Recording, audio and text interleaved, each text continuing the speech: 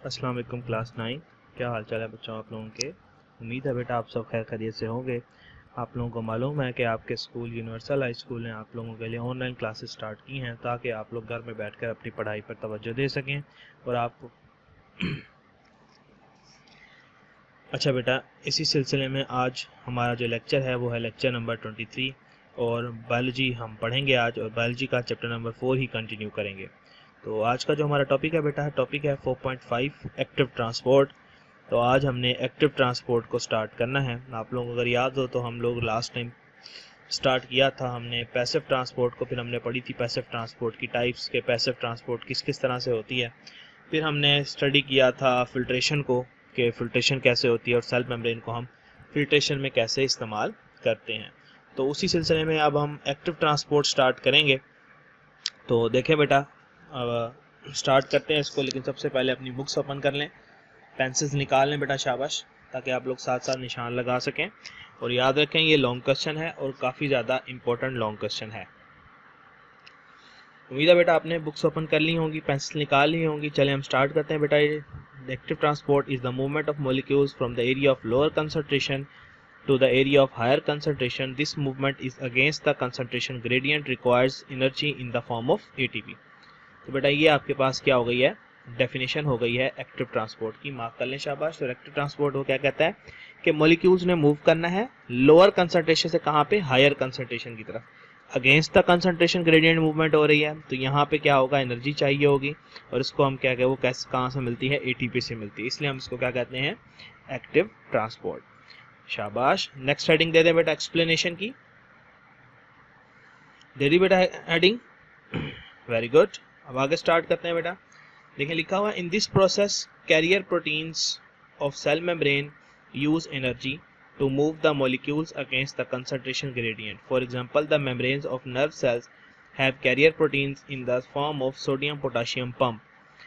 In arresting not conducting nerve impulse nerve cells, this pump spends energy ATP to maintain higher concentration of potassium and lower concentration of sodium inside the cell.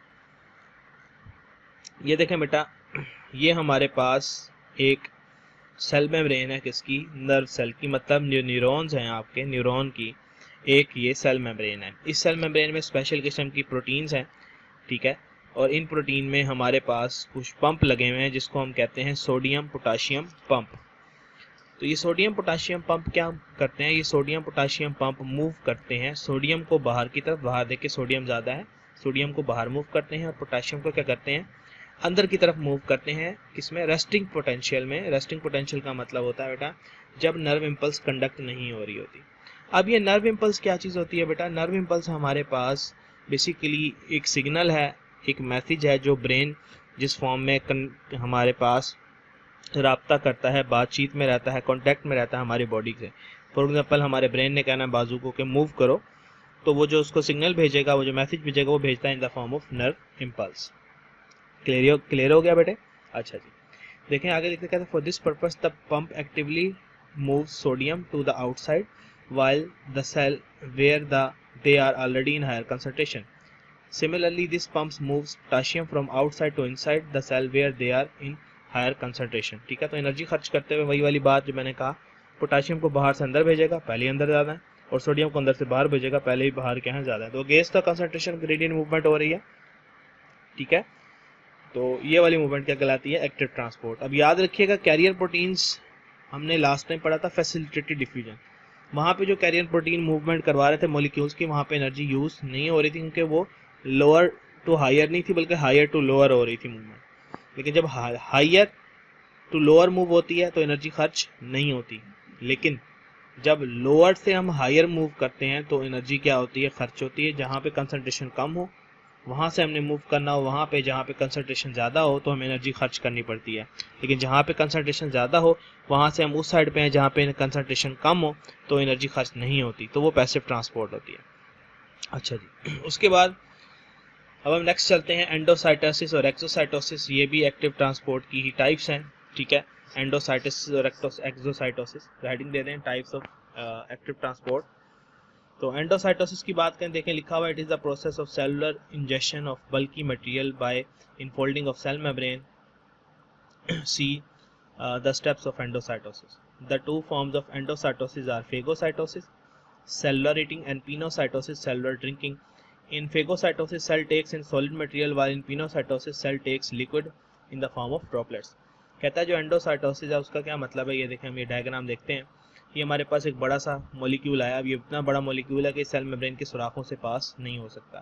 तो cell membrane क्या करती है, ऐसे fold होती है, उसको अपने अंदर करती है और अपने अंदर एक वेजिकल बना के, वैक्यूल बना के अंदर की तरफ भेज देती है। तो ये होती है endocytosis.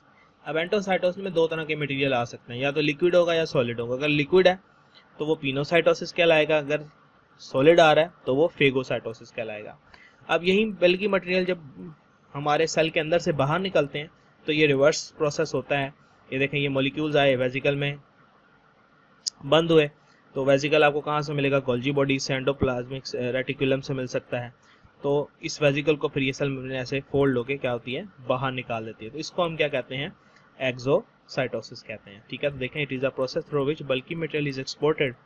This process adds new membrane which replaces the part of cell membrane lost during the endocytosis। ठीक है, तो कहता है कि ये जो प्रोसेस है इससे क्या होता है कि एक नई मेम्ब्रेन मिल जाती है किसको, हमारी सेल मेम्ब्रेन को, जो एंडोसाइटोसिस की वजह से ही जो पार्ट उसका मिसिंग हुआ होता है इसको अंदर करने में, वो फिर पार्ट क्या होता है, इसको वापस मिल जाता है। जो वेजिकल इसको आता है तो ये वेजिकल उसकी जगह ले लेगा, जैसे यहाँ से जो इसका पार्ट रिमूव हुआ था वो यहाँ पे एक नया पार्ट बना देगा और हमारी सेल मेम्ब्रेन वापस दोबारा पहले जैसी हो जाएगी।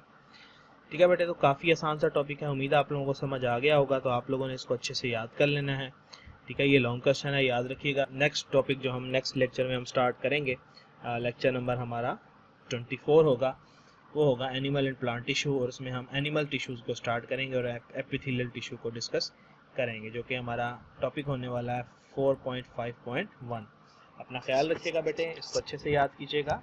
अल्लाह हाफिज़।